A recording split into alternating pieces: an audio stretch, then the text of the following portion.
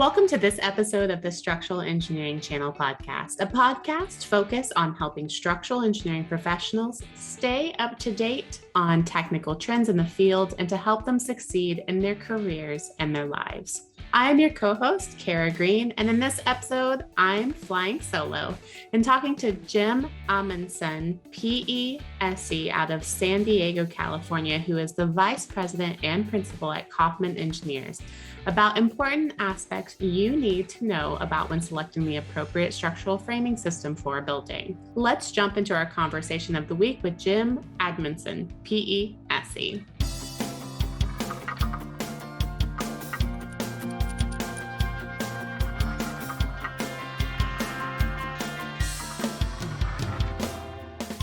Hi, Jim. Welcome to the show. I wanted to thank you so much for coming on today, especially with your position in Coffman Engineers. But in your own words, could you please tell our listeners what you do on a daily basis with Coffman? Well, thanks, Kara. Certainly a pleasure to be on the show and participate. With Coffman, I'm a senior level principal practicing out of their San Diego office. So my day-to-day consists of everything from maintaining existing client relationships. That might be with, architects, general contractors, developers, owners. Of course, I'm always on the lookout for procuring new projects. Internally, I kind of serve as that senior advisor type role, offering input on projects as needed, perhaps performing an internal QA type check. But saying all that, I'm also frequently involved very early on many of our projects. When I say early on, I'm talking about the concept and schematic design phase, where a lot of key decisions are being made, particularly on structural framing systems. So I try to, set up a project in its right direction before we hand it off to an internal team of project managers and project engineers. And many of the parts and pieces have been loosely vetted with the architectural team. So I really enjoy that aspect of what I'm still involved with.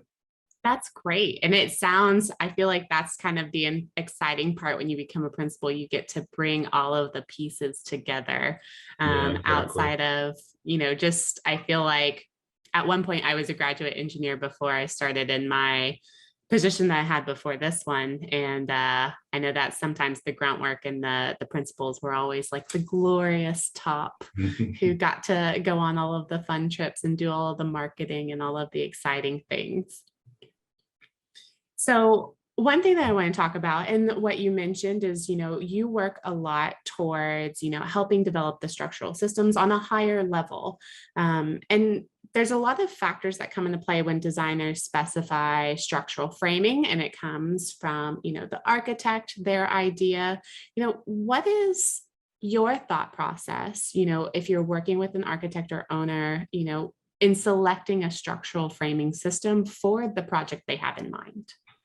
Well, in many ways, the thought process almost starts immediately when we get contacted about a particular project. And meaning if we get an inquiry about a new building that's going to be a commercial office building versus an academic type building versus a healthcare facility versus, a lab research type facility, you're almost immediately, the wheels are starting to spin, like what is going to be the right structural framing system for that particular building type.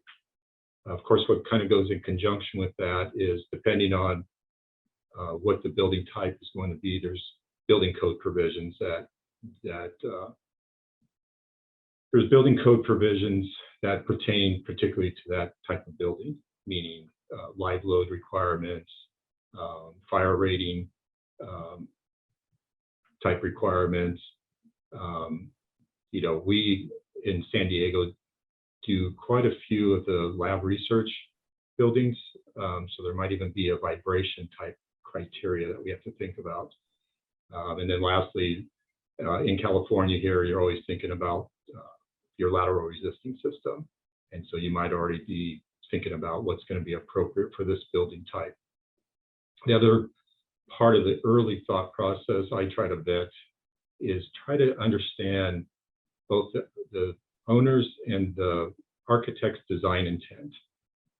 Meaning, does the owner have a desire to have a showcase type building? Maybe it's going to be a headquarters for a certain company, so they want a nicer looking building, if you want to call it that. Others might say, hey, I'm just looking to have kind of that code minimum type building, and no bells and whistles, but make it code compliant, that type of thing. So that does help you start formulating in your head what might be an appropriate structural system. Lastly, on this kind of design intent, understanding what the architect might be trying to do, meaning we're working with more and more architects that are exposing the structural elements, particularly if it's a concrete frame building. They might be looking to do, if it's more of that showcase building, longer cantilever condition, something that gives a little pop, if you will, and some aesthetic interest to it. So all those things start formulating your early thought process of what the right structural framing system is. And I guess, just to continue on in that vein, I probably should preface, here in San Diego, the vast majority of our projects turn out to be type 1 facilities, which require non-combustible material. So we actually don't work on a lot of projects that involve, say, wood framing.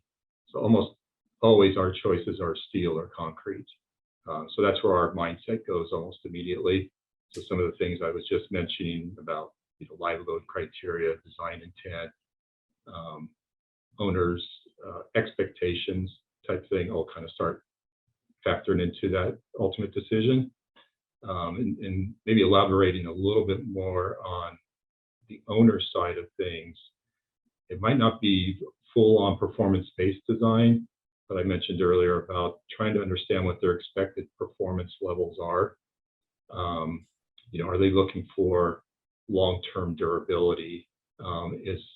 Is future flexibility important? If it's going to be a spec office building, they might want ultimate flexibility for a new tenant that's moving in. It might require a new floor opening, let's say. I mentioned earlier about vibration criteria frequently comes into play on many of our lab research facilities. And it's not so much on the human perceptibility side of vibration, but it's the sensitive equipment that's going to be housed in there. And so certain vibrations that you or I might not feel, it could affect the instrumentation. And so those type of things, along with some of your basics that you expect to get from the architect in terms of a floor plan, a potential column grid. Are they looking for what would be the column dimensions, if you will? And that's oftentimes they're again driven by the building type. Certain building types might play well to a certain grid module, and so the architect will set it up accordingly. So once we have all those various parts and pieces, then we can start taking a critical look at what's the right approach. And I don't know if there's any one factor that drives us towards saying, oh, this should be a steel building or this should be a concrete building. There's many factors, and I would say certain factors like a vibration criteria, maybe the need for the added mass is going to push you towards a concrete solution, whereas maybe if the need for maximum flexibility down the road, a little bit of speed of construction, maybe that starts pushing you towards a steel frame solution. No, that's great feedback. And it's always really interesting kind of working with different stakeholders and their expectations and managing their expectations while also validating some of the products that they want to use or they have ideas in using. So it sounds as though, obviously we want everything to be code approved and, meet all of those expectations and criteria just based on, I'm not super familiar with California. I'm in Texas myself, but I assume I've heard of OSHPAD. I've heard the whole shebang of laundry list of stakeholders that all count in the conversation. And I know that all comes with some sort of validation in the decision to proceed forward with the design documents. And you touched on it a little bit about the flexibility of steel outside of like a concrete structure. Can you talk a little bit about the, pros and cons of a steel framed building versus a concrete framed? There have been a lot of buzzwords recently, especially with what happened in Miami. There's like Right. I've learned about ductile concrete, non-ductile concrete, which coming from Texas again, nothing really shakes around here. Yeah. Those are new things that I am learning about. But, when you look at the pros and cons between the two based in your jurisdiction, can you elaborate on those a little bit? Sure. So one of the things that comes up on almost every project is schedule. Of course, when does the owner ultimately looking to have their building complete? And in a way, you start working backwards from there, meaning when do they need to start construction? And if they need to start construction, when do you need to submit to the building department to get through the plan review, pull permits, and then how much duration of time do you need to get through all the various design phases to get there? And so if it's an accelerated schedule, and even if it's not, I suppose, one thing, an advantage of steel in general is that steel will always be erected faster than concrete. But saying that, many of our projects, we actually early on look at both the steel and the concrete solution and get input from general contractor if they're on board, kind of get input from the architectural side as well as the owner side, because there's a number of, I guess I'll call it the pros cons that you're asking about of one over the other. So little things, if they're looking to start construction immediately, sometimes concrete's a better option because it can be sourced locally, whereas steel is a very long lead item, up to a half a year or even more. So there's a little bit more forethought that has to go into making sure you procure the steel in a timely fashion so it gets to a job site. I just mentioned about steel going up faster, but we're learning that if you take some of the advantages that come along with concrete, things like you can actually look to reduce your floor-to-floor height because the overall structural depth on a concrete building, it can be considerably less than the overall structural depth on a steel building. To give you a for instance, I would say on average, the steel depth on a steel building, if that includes the concrete fill, metal deck, and then the depth of the steel framing, it's around 30 inches. And on a comparable grid system, you might be able to get by with a 12-inch thick concrete flat slab. So that 18 inches from a cost standpoint can quickly play into it if you have a multi-story building and you're taking 18 inches out of each floor. I'll kind of go back and forth, supposedly. So then an advantage to steel is overall it has lesser mass. It doesn't weigh as much as a concrete building. So consequently, your foundation systems won't be as impacted on a steel building as concrete. I mentioned earlier about the flexibility. You're certainly going to get more flexibility with a steel frame building. Flexibility meaning the ability to make adjustments to it down the line, cut holes through the floor, maybe even implement a new stairwell, that type of thing. Whereas, not that it can't be done with concrete, it's just a little bit more difficult and not as clear. Kind of working back on the schedule side of things, a big advantage of concrete is already has its inherent fireproofing. So steel needs to be fireproofed. Steel oftentimes is say, wrap with an architectural finish. You think of the columns that are, instead of an exposed steel column, they finish it off with, gypboard and stud framing, which is added cost and added time. And whereas on a concrete building, those columns can stay exposed. There's no need to fur them out. Sometimes they elect to, but sometimes they don't. And so the really interesting dilemma is if you take all of these into account, we're finding actually that from start to finish, a concrete building can be completed in the same time frame as steel, even though you might see the steel skeleton framing go up much faster. But by the time you start implementing, as I just mentioned, fireproofing and finish work, and potentially if it's a higher floor to floor, you have more exterior skin framing to put up, and all these type of things that also add to a construction schedule. And consequently, very oftentimes the actual cost between the two is not much different. So it can often boil down to, is it the steel or is it the concrete? Back to an earlier comment about what's the design intent. If the architect is intending to highlight or expose some of the concrete, whether that's columns, whether that's walls, maybe it's slab edges at the floor levels, those type of things become design elements. Those start playing into, oftentimes we're actually told we want this to be a concrete building. So we kind of validate it, if you will, but we're not necessarily driving the decision solely by ourselves. There's many factors that come into that play. And something you mentioned, and this is just kind of going on right now with the pandemic, we're seeing it from the manufacturing side, is a delay due to raw materials.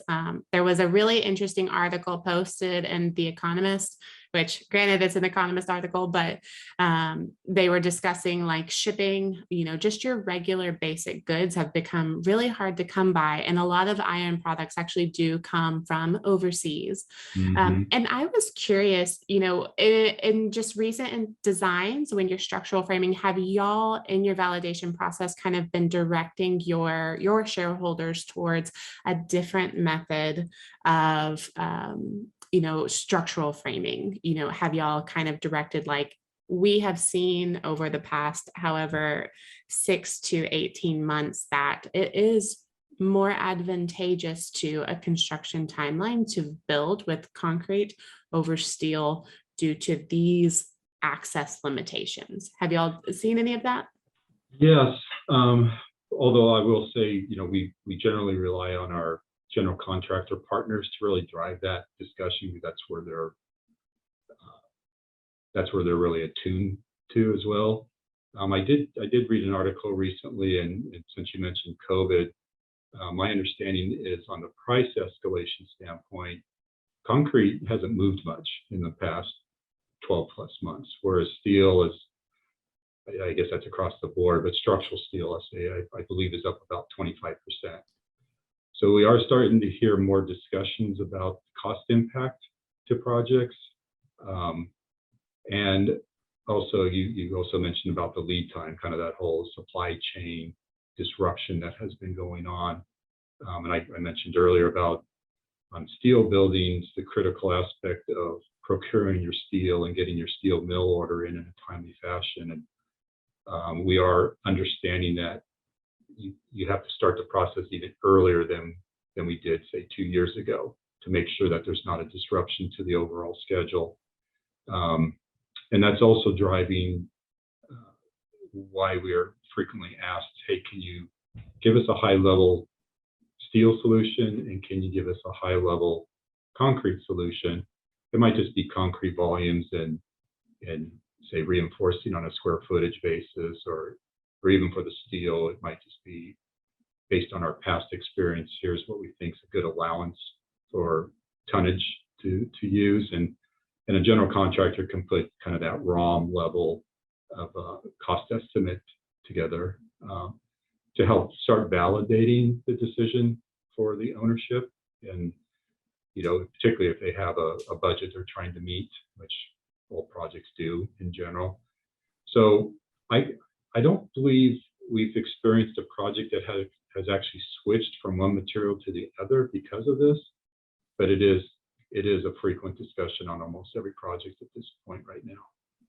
No, and that's great. You actually kind of foreshadowed my question, which was going to be, have y'all had like a mid change shift, going from like a podium build or something to something completely different, Right. Because I know right now I have a few friends who are in the construction industry and timelines are even tighter, or I should say timelines don't have as much padding right now because they're trying to get everything done that was delayed last year. But that's good to know. I mean, that is good that you can validate those decisions for your owners and your stakeholders. It's great to always have, and also just the input from a professional on, everyone is experiencing that right now. And having someone kind of speak to it is really nice. Yeah, and it's interesting on the supply chain, just to hear the conversations about, we're very focused on the structural systems right now, but the impacts to so many trades when it comes to steel. It could be mechanical duct work, it could be some of the sheet metal flashing work, on and on and on.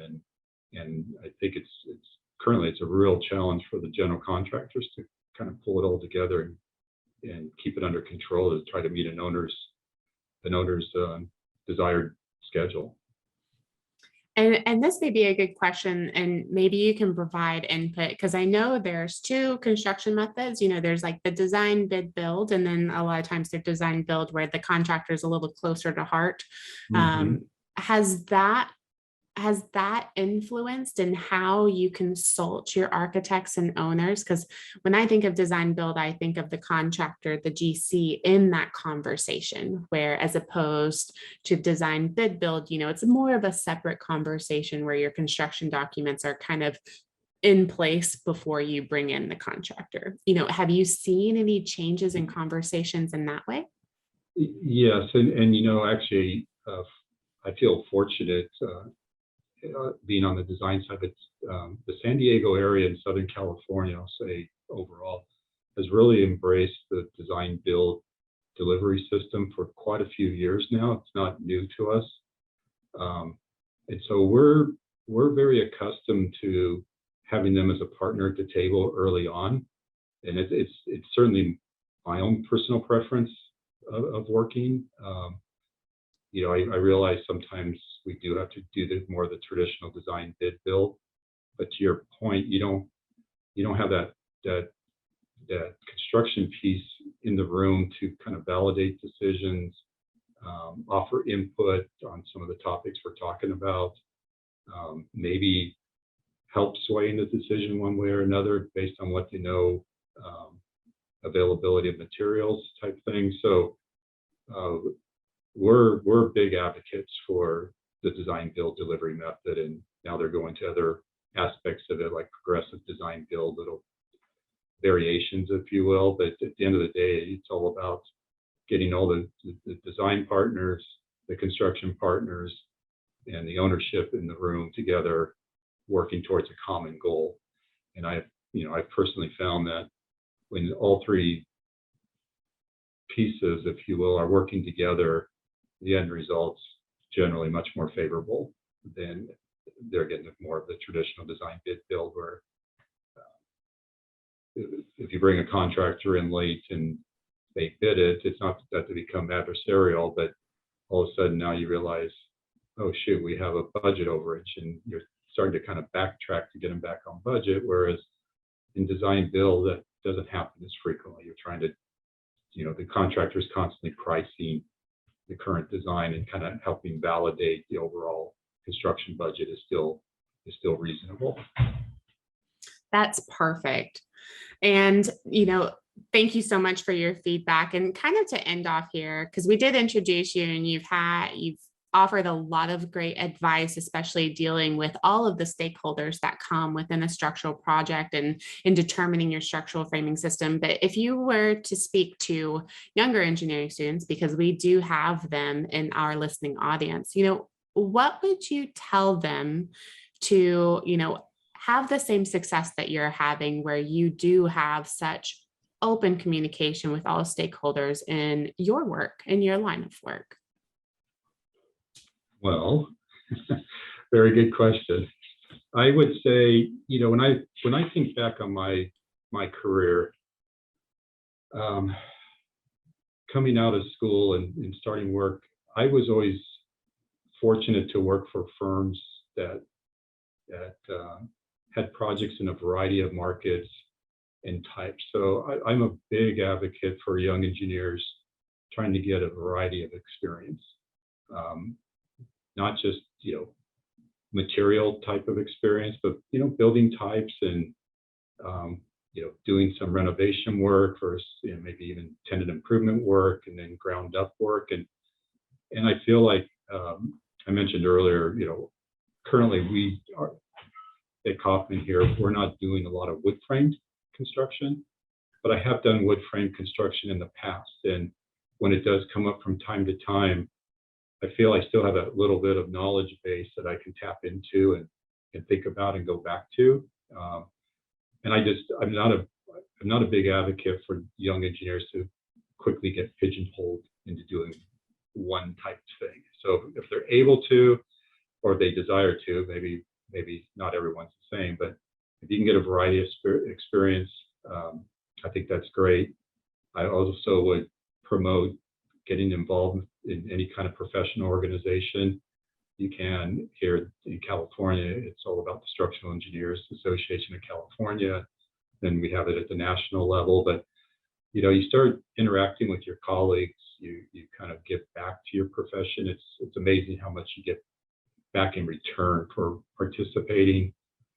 And then the last piece I would say is the more you can get involved with, I'll say, networking type events, start building your web of contacts, architectural firms, your own colleagues, other design professionals. And through the years, I've just found all of that collectively has been beneficial to me whether it's getting on a project or reaching out to somebody that I know has a certain expertise. It's very valuable to have that I use the term web of contacts. No, and I felt the same way. I am still kind of a fairly new engineer, but that has seemed to be, building a network has been invaluable. So that is a great note for our younger engineers who listen, or even some of our other engineers who may have felt that they have gotten pigeonholed. You made that mention. You can always expand your contact base, and anytime you want to get out of that hole that they've pigeoned you in, reach out to them. There's always opportunities. There might be opportunities, is right. Exactly. Well, thank you so much, Jim, for your time today. It was a great conversation, and it was so lovely hearing from you. Well, thank you, Kara. I enjoyed it as well. I hope you enjoyed the episode today. We would love to hear your feedback, comments, or any questions you may have. To leave them, please visit structuralengineeringchannel.com. There you will find a summary of the key points discussed in today's episode, which is episode number 61, as well as any links to any of the resources, websites, or books mentioned during this episode. Don't forget to subscribe on Apple Podcasts or wherever you listen to your podcasts. Until next time, we wish you the best in all of your structural engineering endeavors.